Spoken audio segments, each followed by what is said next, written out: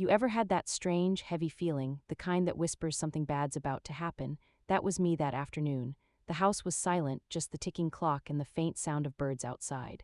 I was folding laundry, humming softly, when I heard it, my front door unlocking. My heart sank. They didn't even knock. Natalie and Adrian walked in like they owned the place.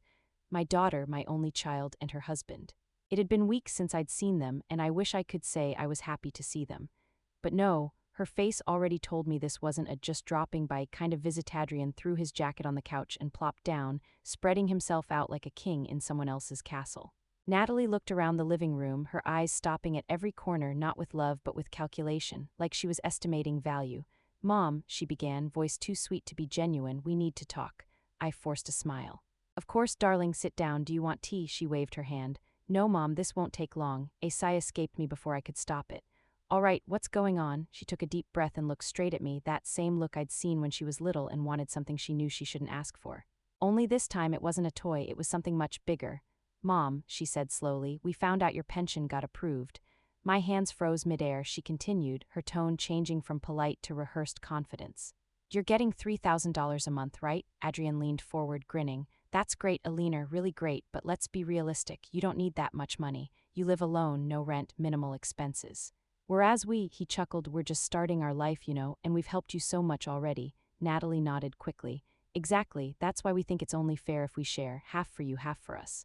"It's a family thing." I blinked. For a moment I thought I misheard her. "Half," she smiled like she'd just solved a math problem. "Yes, $1,500 each month. You'll still have plenty left. Don't make it a big deal." I felt the air leave my lungs. For years I'd worried about growing old alone, about losing my health, about being forgotten. But I never imagined the person I raised, the girl I held through fevers, heartbreaks, and nightmares, would look at me like an ATM. I tried to keep my voice steady. "And what makes you think I owe you half my pension, Natalie?" Adrian laughed. "Oh, come on, it's not about owing, it's about fairness. You've got security now. Why not share it with the people who'll be here for you in your old age?" Something inside me snapped. Not in anger, in clarity. They weren't here for me. They were here for it, the money, the comfort, the control. Still, I didn't shout, I didn't argue. I'd learned long ago that silence can be louder than any scream. I stood up slowly, smoothed my skirt, and said softly, "Wait here." Natalie frowned. "Where are you going?" "I'll be right back." I walked down the hall, my hands trembling, not from fear, from something else. A mix of disbelief, pain, and an odd calm that comes when you've been hurt so much you can't even cry anymore. Inside my bedroom, I went straight to the cabinet near the window. I opened the bottom drawer and pulled out something that had been waiting there for weeks, a black folder, thick, heavy. Quiet. I'd started filling it the day I realized my daughter might someday ask for more than love. Inside were papers, records, notes, receipts, truths waiting for their moment. When I walked back into the living room, they both looked at me with that smug curiosity people wear before they get hit by a storm they don't see coming. I set the folder down on the table, gently but firmly. They stared at it. Adrian chuckled. "What's that, your will?" "Something like that," I said quietly. "You wanted half my pension, right? Open it." Natalie reached forward, smiling, confident. "Sure, Mom." She flipped open the first page, her smile froze, her eyes began to move rapidly across the paper, then widened. Adrian leaned closer. "What is this?" I didn't answer, I just watched, the color drain from their faces. Natalie's hand started to shake. Adrian's voice cracked. "Mom, this isn't fair." I looked straight into their eyes and whispered, "What's not fair, darling?" The truth. A long silence followed, only the sound of pages turning and their shallow breathing, and then I smiled, a small, tired, knowing smile. "Everything you're holding in that folder," I said softly, "I prepared months ago. Every word, every record, every proof, just in case you ever walked in here and said exactly what you just said." Adrian stood up abruptly. "This is insane." "No," I said calmly. "This is me protecting what's mine." The room fell silent again. The tension was so thick you could almost touch it. Natalie's lips trembled. "Mom, how could you do this to us?" I raised an eyebrow. "You mean how could I finally stop letting you do this to me?" Her mouth opened, then closed again. She had no answer. I leaned back slightly, my voice quiet but steady. "You came here today thinking you'd walk out richer. But what you really walked into is reality." Adrian scoffed, trying to regain his fake confidence. "You can't just—" "Oh, but I already did." He froze. Natalie looked like she wanted to speak but couldn't. For a brief second, no one breathed, and that's when I realized something. For the first time in years, they were afraid of me, not because I yelled, but because I finally stood up. I looked at them one last time and said softly, "You should go now. Before you say something else you can't take back." They hesitated, then grabbed their things. As they reached the door, I added, "Oh, and Natalie." She turned, her eyes red, her pride cracking. "The next time you want something from me," I said, "make sure it's love, not money." The door slammed. The The sound echoed through the empty house like thunder. I exhaled slowly, my body shaking, half from pain, half from power. Then I sat down, looked at that black folder, and whispered to myself, I knew this day would come. But that wasn't even the beginning, because what led me to prepare that folder started weeks before this confrontation. Soft music fade. If you're still here listening, make sure you subscribe. Because the story behind that black folder will make you rethink what family really means. You ever look at something so simple, a folder, a notebook, a box, and realize it holds everything you wish you'd never had to create? That's what that black folder became for me. Not a plan, not revenge. Just protection. But before I tell you what was inside, you need to understand why I made it in the first place. Because truth is, that day when Natalie opened it, when her face turned white, wasn't the start. It was the ending of a story that began quietly on an ordinary Tuesday morning. The sun was barely up that day. I remember the smell of coffee filling the kitchen, the old radio humming softly in the background. I'd just finished washing the dishes when the phone rang. Mrs. Carter, a cheerful voice said, "We're calling from the pension office.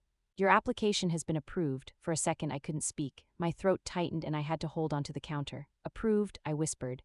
"Yes, ma'am. Your first payment, $3,000, will arrive next month." $3,000, my hands trembled. After 40 years of double shifts, aching feet, and sleepless nights at the hospital, that number felt like a miracle. I thanked them, hung up, and just stood there in silence. I should have been smiling. I should have felt proud, but instead I felt something strange, fear, because deep down I knew what was coming next. I could already hear Natalie's voice in my head. "Mom, that's a lot of money. You don't need all of it, right?" Sigh. I loved my daughter more than anything. But in recent years, that love had turned into worry. Every visit, every call came with a price tag. "Mom, can I borrow $500? Mom, we're short on rent this month. Mom, Adrian lost his job again. But we'll pay you back soon." Soon never came, so that morning, instead of celebrating, I made myself another cup of coffee and sat quietly by the window. The steam rose from the mug, and I could see my reflection, tired eyes, wrinkled hands, but a mind still sharp. That's when it hit me. I wasn't scared of losing money. I was scared of losing myself to my own child's greed. Later that day, Sarah came by. Sarah's been my neighbor and friend for almost 20 years, a kind soul with laugh lines and eyes that always noticed too much. She saw the look on my face and said, "Something's wrong, isn't it?" I told her everything. About the pension, about Natalie, about the dread sitting heavy in my chest. Sarah sipped her tea, then sighed. "Eleanor, you know your daughter better than anyone. If you think she's going to come for that money, you're probably right." I smiled sadly. "She's my daughter, Sarah. I don't want to think that way. Being her mother doesn't mean you have to be her victim," Sarah said softly. "You raised her. You don't owe her your life savings." Her words stung because they were true. That night, I lay awake staring at the ceiling. I thought about every time Natalie had made me feel guilty for saying no.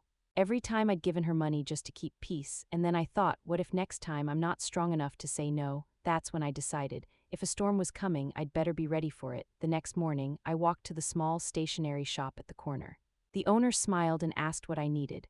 "A sturdy binder," I said. "Something that can hold a lot." He handed me a plain black one. It was heavier than I expected, cold to the touch. When I held it, I felt strange, powerful, but also sad, because deep down I knew once I started filling it, there'd be no going back. I went home, sat at my kitchen table, and opened it.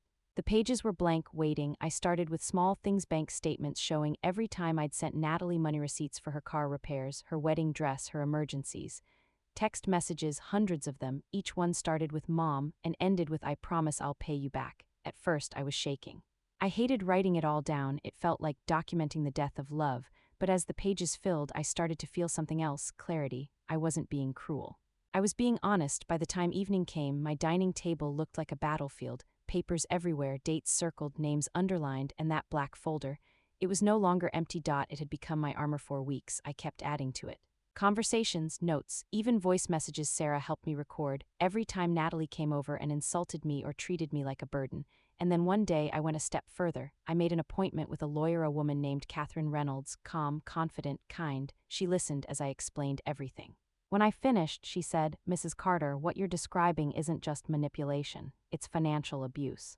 And we can protect you." She helped me prepare legal documents, new will, power of attorney revocation, mental health evaluations, everything airtight. By the time I left her office, the black folder was thicker, heavier, and ready. I remember standing outside, holding it close to my chest and whispering, "Let them come."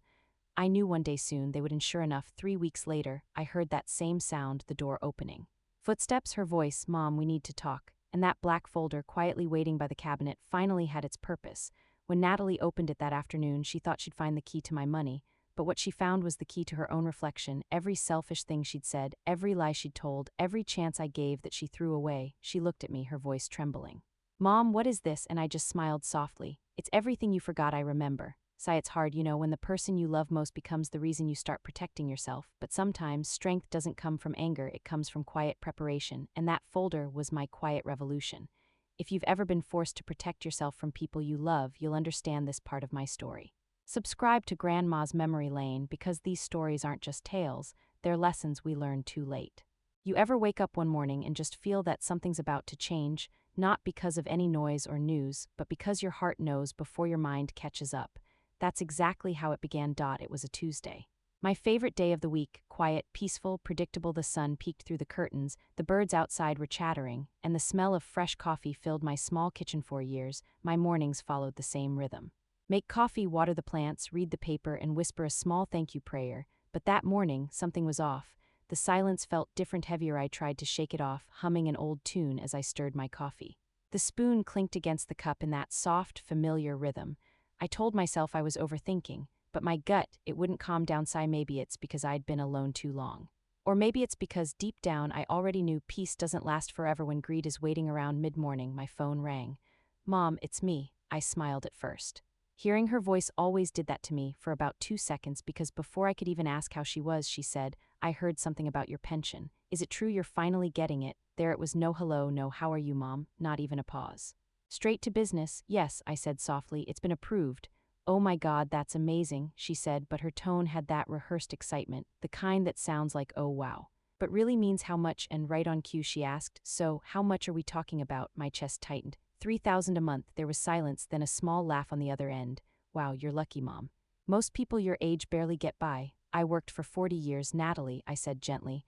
I know," she replied quickly. "I'm just saying you're comfortable now." "That's good." We talked a few more minutes about nothing really, and then she hung up. I set the phone down, staring at it. That was it. No warmth, no love, just numbers. That afternoon, I went for a short walk to clear my head. The wind was cold but comforting. I passed Mrs. Lee's bakery, the one I'd gone to every Sunday for 20 years. She smiled and waved. "Alina, you look worried today. Everything okay?" I chuckled softly. "Maybe I just think too much," she nodded. "That's what we old ladies do best." We both laughed, a gentle, tired laugh that only people with too many memories share. I bought 2 cinnamon rolls, one for me and one for Sarah. My neighbor Sarah joined me later that evening. We sat in my kitchen, tea steaming between us. "Not smiling," she said finally. "That means something's wrong," I sighed. "Natalie called today." Sarah's eyebrows lifted slightly. "Oh, she wanted to know about my pension." Sarah shook her head slowly. "And what did you tell her?" "The truth." "And how did she sound?" "Like someone calculating, not caring." Sarah reached across the table, holding my hand gently. "You've done enough for her, Alina. You don't owe her anything anymore." I smiled faintly. "That's easy to say, harder to feel," she nodded. "Then start by remembering being a mother doesn't mean being a servant." Those words stayed with me long after she left. That night, I couldn't sleep. I tossed and turned, staring at the ceiling, replaying every conversation I'd ever had with my daughter. I remembered the day she left for college, how proud I was, the day she got married, how I cried in the kitchen after she drove away, the times she called, asking for help, and I gave every single time, because that's what mothers do, right? We give. And give until one day we realize we've given pieces of ourselves we can't ever get back. When morning came, I made myself promise something: I'll stop ignoring the signs, so I started paying attention, every little comment, every tone, every message, and just 3 days later it happened again. Natalie showed up, no call. No warning. She came in, kissed my cheek quickly, and started talking about her bills. About how Adrian was trying so hard but life was unfair. Then came the sentence that made my stomach twist. "Mom, you're getting all that pension money soon. Maybe you can help us get ahead a little." There it was again, that word. Help, except it never really meant help. It meant give. It meant sacrifice your peace so we can live easier. I smiled politely. "We'll talk later, sweetheart." She looked annoyed. "Mom, you always say that." "I need to think about it," I said, and then she said something I'll never forget. "Don't think too long, Mom. Opportunities don't wait forever." Her tone, it wasn't advice. It was pressure. I kept quiet until she left. Then I sat down in my living room, my heart pounding. That's when I whispered to myself, enough, no more surprises. That evening, I went to my cabinet and took out the black folder again. It was still empty back then. Cold, waiting. I opened it, took a deep breath, and said softly, "All right, Alina. Time to protect yourself." And for the first time in years, instead of feeling scared, I felt strong, because deep down I knew one day soon they'd walk through that door with smiles on their faces and plans in their heads, and when they did, I'd be ready. She pauses, voice softer now. "People think age makes you weak, but sometimes getting older just makes you quiet because you've learned not every battle needs shouting. Some need silence and proof, and that black folder, that was my silence made visible. If you're still here listening, make sure you subscribe because what happens next will make you question what family really means. The day they came back was the day everything exploded. You know that strange silence right before a storm hits, the sky's still blue, the air's calm, but something inside you knows it's coming. That's exactly how that afternoon felt. I was in the kitchen, stirring a pot of soup, humming to myself. The smell of garlic and thyme filled the air, it reminded me of calmer times, and then the front door opened, no knock. No call, just the sound of the door handle turning and my daughter's voice echoing through the hall.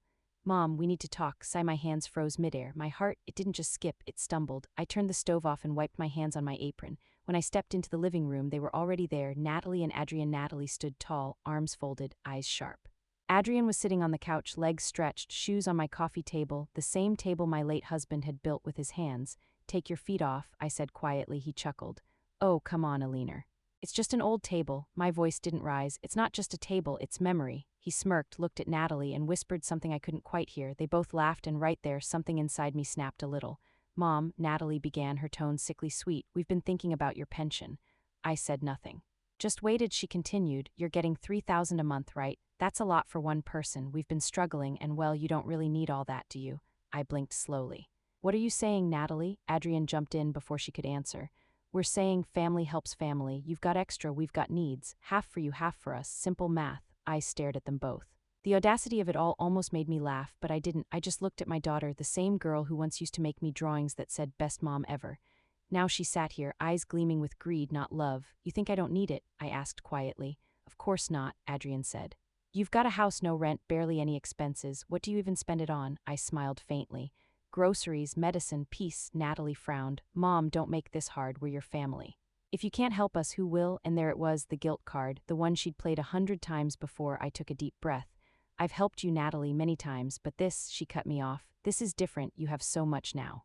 And we've been there for you." I looked at her carefully. "When?" She blinked. "What do you mean? When were you there for me, Natalie?" "When I was sick last year, when I needed someone to fix the fence. When your father's anniversary passed and I sat alone with his picture. When were you there?" Her lips parted, but no words came. Adrian rolled his eyes. "This again, you old people live in the past. We're just trying to make life easier for everyone." "Easier for who?" I asked softly, because it sounds like only two people here are benefiting. He leaned back. "We're just asking for what's fair." "Fair," I whispered, almost laughing. "After everything I gave you, the car, the wedding, the rent, the endless loans you never paid back." Her eyes darted away. I took a slow step closer. "You've never once asked how I'm doing. You never visit unless you need something. And now you walk into my home and demand half of what I worked 40 years for." Adrian shrugged. "That's how family works, Alina. We share." "No," I said, my voice suddenly steady. "That's how users work. Family asks with love, not demands with entitlement." The room went silent. I could hear the clock ticking, the wind outside brushing the windows. Then Natalie said it, the line that made my hands tremble. "Mom, think carefully before saying no. You're not young anymore. Who's going to look after you when you can't walk, when you fall sick? We're the only ones you've got." Her tone wasn't loving. It was a threat dressed as concern. My throat tightened. I looked at my daughter, my blood, my baby, and realized she was holding my loneliness hostage. "Are you threatening me, Natalie?" I asked quietly. She hesitated. "No, Mom, I'm just saying," Adrian interrupted, voice low and sharp. "You should be careful. Old age can be lonely. Assisted living isn't fun." I just stared at him.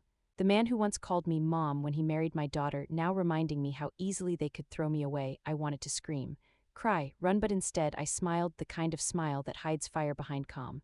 "I see," I said softly. "You two have it all figured out, don't you?" Natalie nodded, confident again. "It's for everyone's good, Mom. You'll still have enough and we'll finally be able to breathe. So yes, we're decided. You'll give us $1,500 every month. And if I refuse," the air went still. Adrian leaned forward, his eyes narrowing. "Don't make this harder than it needs to be. You wouldn't want problems between us, would you?" Natalie crossed her arms. "You always say you love me, Mom. Prove it." That sentence cut deeper than any insult. Love shouldn't need proof, especially not in cash. I stood up slowly. My knees ached, but my voice didn't shake. "I need to think about it," I said. Natalie smiled, mistaking composure for surrender. "Of course, take a day or two, but not too long. This business opportunity won't wait forever." Business opportunity, that's what my love had been reduced to, a transaction. I watched them walk toward the door. Adrian turned, smirking. "See you soon, Alina. Don't disappoint us." The door closed, and suddenly the quiet of the house felt different, heavier, colder. I stood there for a long time, staring at that same coffee table he'd dirtied with his shoes. Then I whispered to myself, "Not this time." I went to the cabinet, opened the drawer. The black folder was waiting. I placed it on the table and whispered again, "This time I'll be ready."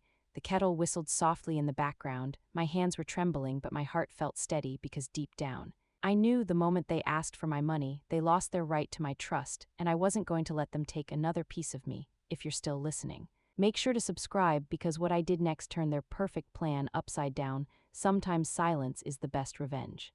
That night sleep never came. The house was dark, but my mind, oh, it was wide awake. I lay there, staring at the ceiling, hearing their words echo again and again.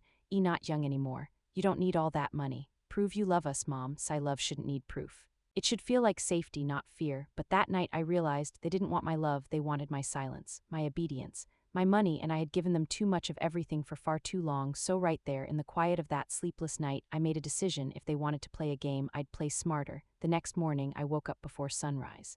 The world was still gray outside, that soft light just before dawn. I put on my cardigan, tied my hair back, and went straight to the small drawer by the window. The black folder was waiting there, cold, plain, and patient, almost as if it knew its moment had arrived. I placed it on the table, opened the first page, and whispered, "All right. Let's begin." I started with what I already had: old bank statements, handwritten notes, tiny pieces of my life that held proof of everything they'd done. Each page told a story: a $500 transfer for emergency car repairs, a $1,200 loan for the new business idea, $2,000 to fix the apartment pipes. All promises to pay back, not a single dollar ever returned. I made neat notes beside each one, adding the dates and reasons. My handwriting was shaking a bit, but my spirit, oh, it was steady for the first time in years. Around noon, Sarah came over. She took one look at me, my teacup untouched, papers all over the table, and said softly, "They came again, didn't they?" I nodded. Her eyes softened. "What did they do this time?" "They didn't take anything," I said. "They came to demand." Sarah sighed deeply. "Elena, you can't keep letting them do this." I smiled faintly. "I'm not. Not anymore." She looked at the folder in front of me, eyes widening. "What's that?" "Protection," I said simply. She raised an eyebrow. "That sounds serious." "It is." I leaned back and took a deep breath. "I'm done crying, Sarah. Now I'm preparing." She gave a proud, sad smile, the kind only true friends give when they know you finally found your strength. That evening, I called the small law office 2 blocks away. A calm voice answered, "Reynolds and Associates, how can I help you?" "I need to speak with a lawyer," I said. "It's about family matters and safety." The woman's voice softened. "We can book you for tomorrow at 10 a.m. "Tomorrow is perfect," I replied. When I hung up, I felt something I hadn't felt in years: control. The next morning, I dressed carefully. A blue cardigan, simple pearls, and the same old purse I'd used for 20 years. I walked into that law office with trembling hands but a steady heart. The lawyer, Catherine Reynolds, greeted me with a warm smile. She was in her 50s, calm eyes, kind face. "What brings you in today, Mrs. Carter?" she asked. I looked down at my hands for a moment, then said quietly, "My daughter is trying to take my pension, and I need to protect myself." Her expression turned serious, but her voice stayed gentle. "Tell me everything." I did, every detail: the money, the threats, the guilt, the way Adrian laughed in my house. Catherine listened without interrupting, taking notes the whole time. When I finished, she leaned forward. "Elena, what you're describing is emotional and financial abuse, but don't worry, we'll make sure you're safe." I blinked back tears. I never thought I'd need protection from my own daughter. Catherine's eyes softened. "You're not alone. Many parents reach this point. What matters is you're taking action." She explained the plan: create legal proof that I'm mentally sound and capable of managing my own affairs, revoke any access Natalie might have had to my bank or medical decisions, prepare a new will that reflects my real wishes and protects my home. I nodded through tears. "Do whatever it takes," she smiled gently. "We will." Over the next few days, I followed every instruction she gave me. I visited 2 doctors for mental evaluations. Both said the same thing: "Elena, you're sharper than most of us." That made me chuckle a little, I won't lie, hee. Sarah and 2 neighbors gave written statements saying I was perfectly fine, independent, and capable. We also changed my locks and added small security cameras, discreet ones. Catherine insisted, if they show up again, record everything. By the end of that week, my black folder had grown heavy, full of documents, receipts, and notes. But more than paper, it now carried something far more powerful: proof that I wasn't the helpless woman they thought I was. That folder was becoming my voice. One night, Sarah came by again. We sat together under the warm kitchen light, sipping chamomile tea. She asked softly, "Do you think they'll come again?" "Oh, they will," I said calmly. "People like that always come back when they smell money." She sighed. "And what will you do?" I smiled faintly, patting the folder beside me. "I'll let them open this. And I'll let the truth do the talking." When she left, I stayed up late, flipping through the pages one last time. Every paper reminded me of something painful, but also something powerful: the moment I said no. The day I stopped apologizing, the second I decided my peace mattered too, and that night, As I closed the folder, I whispered softly to myself, I'm ready now. You know, people think courage looks like shouting, but sometimes it looks like an old woman sitting at her kitchen table, quietly signing her own protection papers. That black folder didn't just protect my pension, it protected my dignity. And soon, it was going to protect my future too, if you're still here with me. Don't forget to subscribe, because what happens next will shock you. When they came back, they didn't just meet a mother, they met a woman who had finally stopped being afraid. You ever have one of those days when you feel something's about to happen, and your heart beats a little faster without knowing why? That morning felt exactly like that. The sky was cloudy. The house was quiet, too quiet. Even my clock seemed louder than usual, ticking like it was counting down to something. I was in the kitchen cutting apples for a pie when I heard it, the sound of tires on gravel, then heavy footsteps up the porch side. I didn't even need to look. I already knew they were here, 3 sharp knocks. Then Natalie's voice, Mom, open up, we need to talk. I took a deep breath, wiped my hands, and walked to the door. When I opened it, there they were, Natalie and Adrian. Natalie had that fake smile plastered on her face, the one she used when she wanted something. Adrian looked irritated already, like just being here was a chore. Come in, I said softly. They walked inside without a thank you. Adrian threw himself on the couch again, like last time. Natalie stood, arms crossed. So, Mom, she said, we gave you time to think. What's your decision? I smiled, calm, quiet. I have one, she grinned. I knew you'd come to your senses. Adrian chuckled. Took you long enough, but I stayed silent. I walked slowly toward the cabinet near the window. My fingers brushed the handle, and then I pulled it open. The black folder was waiting neat, heavy. Ready, I turned, holding it against my chest. Natalie frowned. What's that? Your answer, I said softly. I placed it on the table, gently, carefully, like it was sacred. Open it, I told her. You'll find everything you came for. Adrian smirked. Finally, he leaned forward as Natalie sat down and flipped the first page. Her smile faded instantly. What is this? She whispered. Adrian leaned closer, his eyebrows furrowed. Wait, these are receipts, I nodded. Records, proof, every loan, every transfer, every time you said you'd pay me back. He frowned. You kept all this? Yes, I said simply. I learned that people forget words. But paper doesn't. Natalie's breathing quickened as she flipped page after page. $500, $1,200, $2,000, every single one of them signed by her hand. Her face turned pale. Mom, why would you keep this? Are you trying to embarrass me? I tilted my head. No, darling, I'm trying to remind you. Adrian's tone sharpened. This doesn't prove anything, it's just… Wait, I interrupted gently. You haven't reached the best part. The next section held something new, notarized documents, legal letters, and a statement signed by my lawyer. Natalie squinted at the paper. What is this? I smiled softly. That's the notice revoking any access either of you had to my accounts or my property. From this day forward, you have no rights, no keys, and no claim to anything with my name on it. Adrian slammed his hand on the table. You can't do this. Oh, but I already did. The room went dead silent. Natalie looked up at me, her eyes wide. Mom, this isn't you. Someone made you do this. Who's filling your head with all this nonsense? No one, I said calmly. It's called clarity, something I gained the day you started treating me like a burden. Her lip trembled. You're overreacting. We were just asking for help. Help doesn't sound like a demand, Natalie, I said. Help comes with love, not threats. Adrian's voice rose. This is insane. You're turning against your own family. I looked at him straight into his eyes. No, I'm defending myself from my family. Natalie's face twisted between anger and panic. She flipped another page and froze, her voice cracked. You saw a doctor? Yes, I said softly. 3 of them, actually. Each confirmed that I'm perfectly sane and capable. So if you were planning to declare me mentally unfit to control my money, that won't work anymore. Adrian stood up, pacing. You set us up, I chuckled, a small, dry laugh. No, Adrian. You set yourselves up when you thought my kindness meant weakness. Natalie slammed the folder shut. This is cruel, you're humiliating us. I leaned forward slightly, my voice gentle but firm. No, sweetheart, I'm protecting myself. I'm doing what I should have done years ago. Her eyes filled with tears. Mom, you're my mother. You can't just… I can, I interrupted. And I did, because love doesn't mean letting people destroy you. For a moment, no one spoke. The only sound was the slow ticking of the wall clock. Adrian's jaw was tight. Natalie's hands trembled. I could almost feel the walls of the house holding their breath. Then Adrian muttered, You'll regret this. I smiled faintly. Maybe. But I'd rather regret saying no than regret losing my dignity. Natalie stood up, tears streaking her cheeks. You don't mean any of this, you're just angry. No, I said softly. I'm finally calm. She grabbed her purse, her movements sharp and shaky. You'll be sorry when you're old and alone. I walked her to the door, slow and steady. If being alone means being free from this kind of love, then I'll be just fine. Adrian stopped at the doorway, turning back one last time. You're making a mistake, Alina. You can't live without us. I met his gaze and smiled. Watch me. When the door closed behind them, the silence hit, but it didn't hurt this time. It felt peaceful. I sat down on the couch, exhaled deeply, and let the tears fall, not from sadness, but from relief. The folder lay open on the table, pages still fluttering from where they'd turned them in anger. For the first time in years, I felt like myself again, not a helpless old woman. Not a wallet with wrinkles, just me. Sarah came over that evening. She found me sitting by the window, the folder still open. "Did they come?" she asked softly. I nodded. "And did you do it?" A small smile tugged at my lips. "I did." She sat beside me and held my hand. "And how do you feel?" I looked at the sunset outside, soft orange fading into quiet blue. "I feel free," I whispered. "But I know them, Sarah. They won't stop here." She squeezed my hand. "Then be ready, because they're about to show you just how far greed can go." I nodded slowly. "Let them try," I said, my voice steady.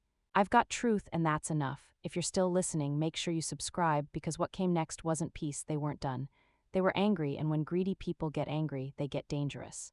You know that saying, when you stop giving people what they want, you finally see who they are? Well, I was about to see that truth unfold in the ugliest way possible, because when I closed that door on my daughter and her husband, I thought the war was over. But oh, how wrong I was. That door wasn't an ending. It was the beginning of their revenge. The first few days after the confrontation were quiet. Too quiet. No calls, no visits, not even a message. And for a brief moment, I thought maybe they'd finally realized how wrong they'd been. Foolish me. Because by the end of the week, my phone started ringing unknown numbers. Random voicemails. The first one, Natalie's voice, soft, trembling, the innocent daughter tone she used to get out of trouble when she was little. "Mom, please call me back. We can fix this. I didn't mean to upset you." Then another voicemail, Adrian, this time. Cold, sharp.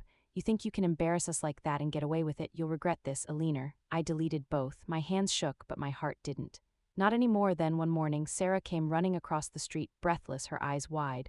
"Alina," she said, "you need to see this." She handed me her phone. On the screen was a post, Natalie's Facebook. It read, "My 70-year-old mother has changed. Ever since she got her pension, she's become cruel, paranoid, and selfish. She kicked me and my husband out for asking for help. Please pray for her. I think she's losing her mind." My breath caught. My chest burned. Hundreds of comments, strangers writing things like, "Poor daughter," and "Old people can get so bitter." And just like that, my own child turned me into a villain online. For 2 days, I couldn't eat. Couldn't sleep. I sat in my living room, staring at that post again and again, wondering how she could twist the truth like that. Sarah stayed with me. She made tea, held my hand, kept saying, "Ignore it, Alina. People who matter know the truth." But still, it hurt, because she wasn't just lying to strangers, she was destroying my name in my own neighborhood. A few days later, at the grocery store, I noticed it. The way people looked at me. Some smiled awkwardly.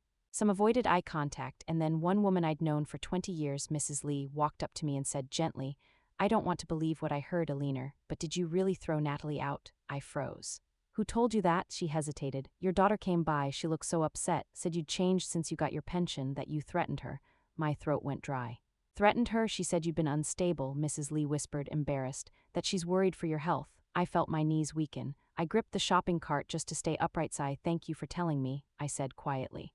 "But no, Mrs. Lee, the truth is the opposite." She nodded, but I could see the doubt in her eyes, because no matter what I said, Natalie's story had already reached ears faster than I could defend myself. That night, I sat at the kitchen table with the black folder open again, my heart heavy but not broken. I whispered to myself, "You wanted war, Natalie. Fine, but you picked the wrong old woman." The next morning, I called Catherine, my lawyer. "Catherine," I said, "they're spreading lies online in the neighborhood." Her tone was calm, professional. "Good, let them. Every post, every comment, that's defamation evidence. Save everything." She was right. So I printed each screenshot, dated them, and slipped them carefully into the folder. Proof, more proof. A few days later, things got even worse. Adrian started showing up at places I went, the grocery store, the pharmacy. Even the church. He never said much, but he'd stand there just watching, that cold smirk on his face, like he wanted me to feel hunted. One afternoon, he finally spoke.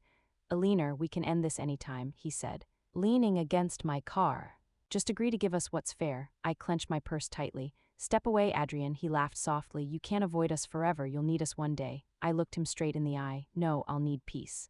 And you're not part of that." I pulled out my phone and started recording. "If you don't leave right now, I'm calling the police." His smirk disappeared. He stepped back, hands raised. "Fine, fine. You're crazy, old lady." Then he walked off. I stood there for a while, trembling. My eyes stung with tears, not of fear, but fury, because I knew he'd crossed the line again. The next week it happened, a knock on my door, but it wasn't them this time. It was 2 people in formal clothes. "Good morning, ma'am," one said. "We're from Adult Protective Services. We received a report claiming you live alone in unsafe conditions." I blinked. "A report?" They nodded. "We just need to verify you're safe." I let them in. They looked around my spotless living room, my tidy kitchen, my organized medicines. After 15 minutes, they smiled kindly. Mrs. Carter, your home is perfectly fine. We'll mark this case as closed. I asked quietly, can you tell me who made the report? I'm afraid not, the woman said gently, but it often happens when family disagreements turn ugly. When they left, I sat on the couch and laughed softly. A hollow, tired laugh, so that's their new trick. They wanted to make me look unstable. They wanted to paint me as unfit, but every attempt just made my folder stronger. That night, Sarah came by again with tea. We sat quietly, the warm light of the lamp casting soft shadows on the walls. She looked at me and said, you know what I think? I smiled faintly. What? I think you already won. They're just too angry to admit it. I looked down at my hands, trembling slightly. Maybe, but I also know them. They won't stop until they destroy what they can't control. Sarah squeezed my hand. Then let them try. You've got truth on your side, Alina. And truth always wins, even if it takes time. That night, I stood by the window, watching the quiet streetlights flicker outside, and for the first time in a long while, I didn't feel afraid of them, because no matter what they said, no matter what they tried, I knew who I was, and they couldn't take that from me. If you're still listening, don't forget to subscribe, because what happens next will make your heart race. Their lies weren't enough, so they did something far worse. They took me to court. You ever notice how life has a funny way of testing your strength, just when you think you've finally caught your breath? I thought the worst was behind me, but no, it was just getting started, because a few weeks later, I got a letter in the mail, thick envelope, official seal. Court summons. My hands trembled as I tore it open. Notice of hearing, petition for guardianship and financial management on behalf of Alina Carter. I blinked, my throat went dry. Guardianship. I read the next line again and again, barely believing the words, filed by Natalie Carter and Adrian Foster. They weren't just spreading lies anymore, they were taking me to court, claiming I was mentally unfit to handle my own finances. I sat down at the table, the letter shaking in my hands. My daughter, my own flesh and blood, was trying to take away my independence legally. Sarah found me like that, still holding the letter, eyes red. Alina, oh no, she whispered. They actually did it, I nodded slowly. They want control of everything, my pension, my house, even my medical decisions. She clenched her jaw. Then it's time they find out who they're dealing with. The next morning, I met with Catherine, my lawyer. She read through the documents quietly, her expression unreadable. When she finished, she looked up and said firmly, they don't stand a chance. I frowned. How can you be so sure? Because we're ready, she said, smiling faintly. You've got medical proof, bank records, statements, and a solid witness list. Let them try. For the first time since that envelope arrived, I exhaled a little. A few weeks later, the court date came. The day started gray, light drizzle, heavy clouds fitting. I wore my best navy dress, the one I'd kept since my husband's retirement dinner. Sarah insisted on coming with me. You're not walking in there alone, she said, holding my arm. When we arrived, I saw them, Natalie and Adrian, standing by their lawyer. They looked smug. Confident. Natalie avoided my eyes. Adrian smirked. Let's get this over with, he muttered loud enough for me to hear. Inside, the courtroom was small and quiet, the kind of quiet that makes every breath feel loud. The judge, a stern-looking woman with silver hair, called the session to order. Petitioners, please state your case. Their lawyer, a slick man in a dark suit, stood up. Your Honor, my clients are concerned about Mrs. Carter's well-being. She has shown erratic behavior, paranoia, and an inability to manage her finances responsibly. I clenched my hands in my lap. He continued, they fear she may fall victim to scams or lose her savings. They only want to ensure her safety. The judge nodded, then turned to Catherine. Defense. Catherine stood, calm and confident. Your Honor, we have strong evidence proving that Mrs. Carter is of sound mind and fully capable of handling her affairs. In fact, this entire case is a manipulative attempt by the petitioners to seize control of her pension and property. I glanced at Natalie. She looked furious already. Catherine began laying out the facts. Exhibit A, she said, holding up a document. Medical evaluations from 3 separate doctors confirming Mrs. Carter's mental and physical stability. Then, Exhibit B, financial records showing that the petitioners have repeatedly borrowed money under false pretenses, never repaying any of it. The judge raised an eyebrow. Is that true, Miss Carter? Natalie stammered. That was years ago. We were struggling. Adrian muttered, this is irrelevant. Catherine didn't flinch. Then Exhibit C, audio recordings of Mr. Foster attempting to intimidate Mrs. Carter into surrendering her pension. She pressed play. Adrian's voice filled the courtroom. You can't avoid us forever, Alina. You'll need us one day. The judge's expression hardened. That sounds like a threat, Mr. Foster. He tried to speak, but his lawyer quickly pulled him back down. Catherine wasn't done. Your Honor, my client has also faced public defamation. The petitioners spread false statements online, accusing her of being mentally unfit. We have screenshots, timestamps, and witness testimony. She handed them over. The judge skimmed a few pages, her lips tightening. Then she looked at me. Mrs. Carter, would you like to say something? I stood slowly. My knees ached, but my voice didn't shake. Yes, Your Honor, I may be old, I may live alone, but I am not weak. I've lived a full life, worked hard for every dollar in that pension. I raised my daughter with love, not with money, and if protecting what's mine makes me paranoid, then so be it. I'd rather be careful than controlled. The room was silent. Even Natalie wouldn't look at me. I continued softly, I never wanted this, I just wanted respect. But when love turns into greed, you have no choice but to draw a line. I felt my throat tight and tears threatening. I swallowed hard and added, I may be 70, but I still know right from wrong. And this, I gestured at the papers, this isn't love, this is betrayal. The judge leaned back, silent for a few seconds, then she said, Mrs. Carter, thank you.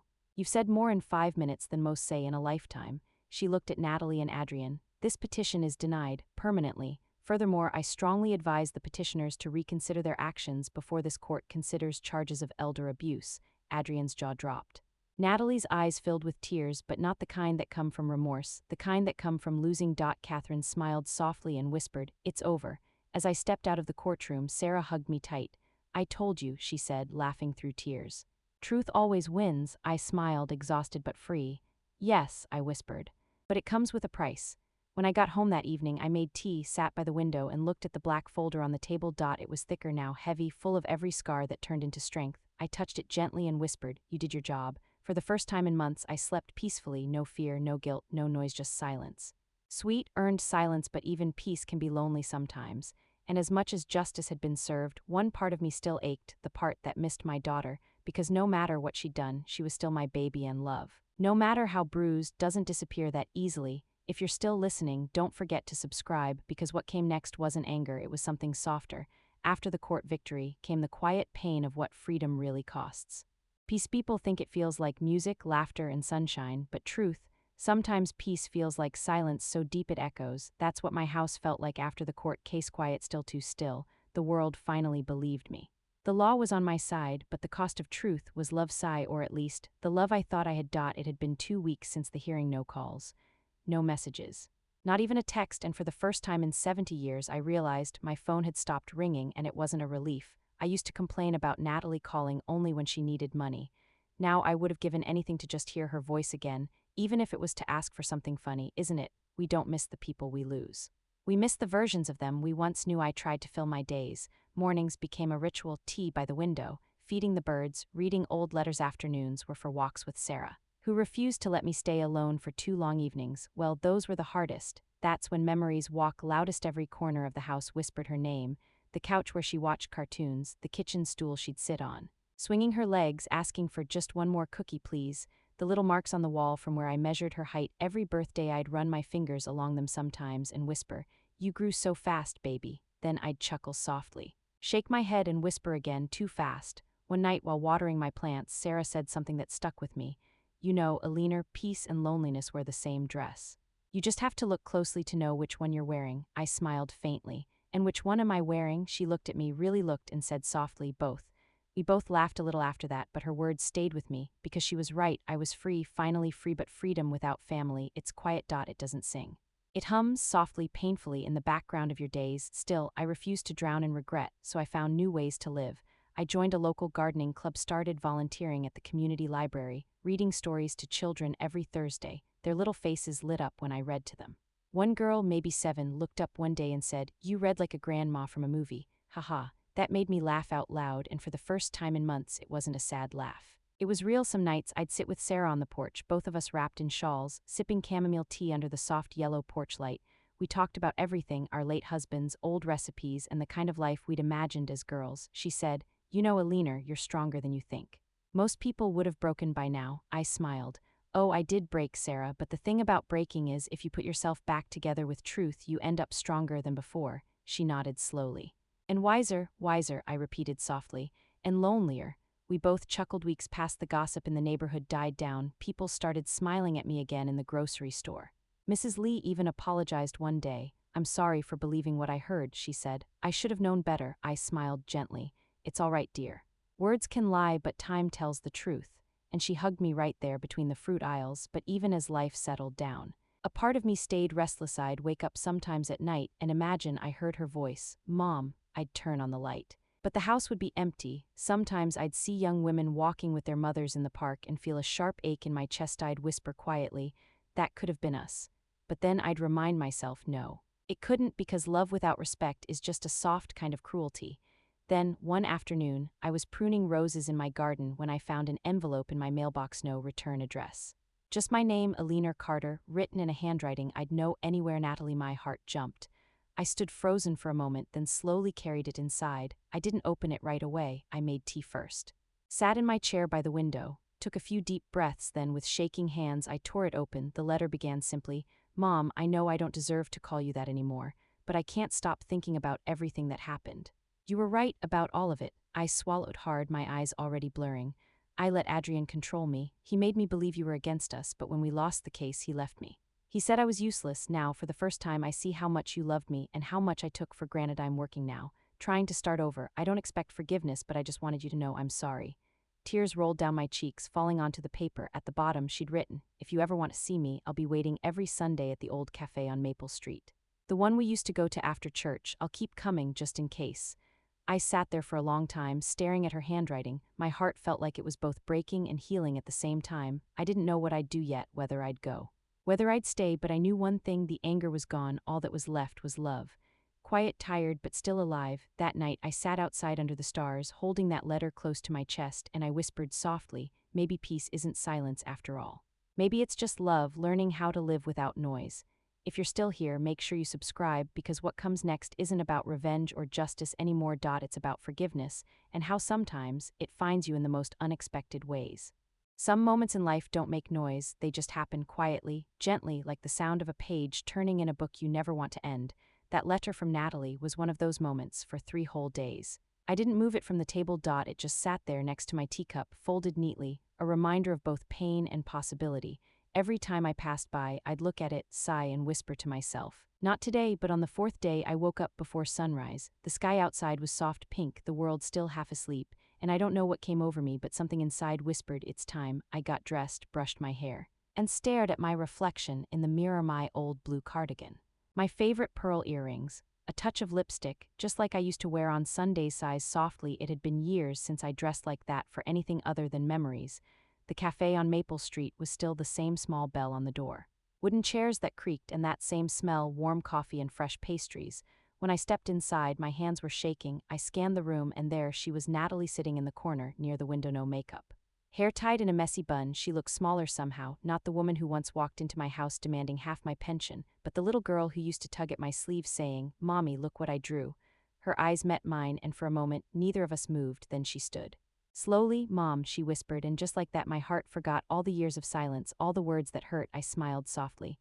"Hello, sweetheart." We stood there for a few seconds, awkward and unsure, then like instinct, she reached out and I pulled her into my arms. She was shaking, so was I. "I'm sorry," she whispered into my shoulder.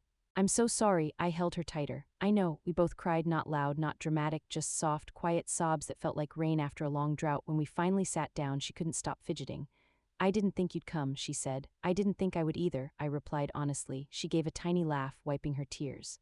"You look the same, older," I said, smiling. She smiled too. "Still beautiful." That made me chuckle softly. "Hee hee. Now I know you're trying to make me forgive you faster." She looked down. "I don't expect forgiveness, Mom. I just wanted you to know I see it now, what I did, what I became." Her voice cracked. "I was greedy. Adrian made me feel like I had to choose between him and you, and I chose wrong." I reached across the table, placed my hand on hers. "We all choose wrong sometimes, Natalie. What matters is what we do after." She sniffled. "I left him. He drained everything we had and disappeared. I lost everything." I nodded quietly. Sometimes losing everything is the only way to find yourself again. For a while we just sat there, drinking coffee, talking about small things: the garden, my library group, her new job at the local daycare, and somewhere between the laughter and the pauses, I realized I wasn't angry anymore. The wound had healed. The scar would always stay, yes, but it didn't hurt to touch anymore. When we finished, she looked hesitant. "Can I come home sometime? Not to stay, just to visit, maybe have dinner?" I smiled softly. "The door's never been locked, sweetheart. It was only waiting for you to knock, with love, not entitlement." She nodded, eyes glistening again. "I'll bring dessert. Make it apple pie," I said with a wink. "Yours always burnt, but I kind of miss it." We both laughed, really laughed, for the first time in years. When I got home later that day, I sat on my porch watching the sunset paint the sky orange and gold. The birds were quiet, the street calm, and for the first time in a long, long time, I felt both peace and love sitting side by side. I went inside, took the black folder off the shelf, and opened it one last time. Pages full of memories, pain, and proof. I ran my fingers over the papers, smiled, and whispered, "You did your job." Then, gently, I tied a ribbon around it and placed it in the drawer, not to hide it, but to rest it. That chapter was closed. Later that night, as I made tea, my phone buzzed a message from Natalie. Made it home safe. Thank you for today, Mom. You didn't have to come, but you did. I love you. I smiled softly, tears in my eyes again. My reply was simple. I love you too. Always did. Always will. I sat by the window, holding my mug, watching the stars blink above the quiet street, and I thought maybe this is what real peace feels like. Not perfect, not loud. Just steady, like the sound of a heart finally at rest. Sometimes life doesn't give you happy endings. It gives you peaceful ones, and if you're lucky, peace comes wrapped in forgiveness. If this story touched your heart, don't forget to subscribe, because here on Grandma's Memory Lane, every story reminds us no matter how much life breaks you, love always finds its way back home.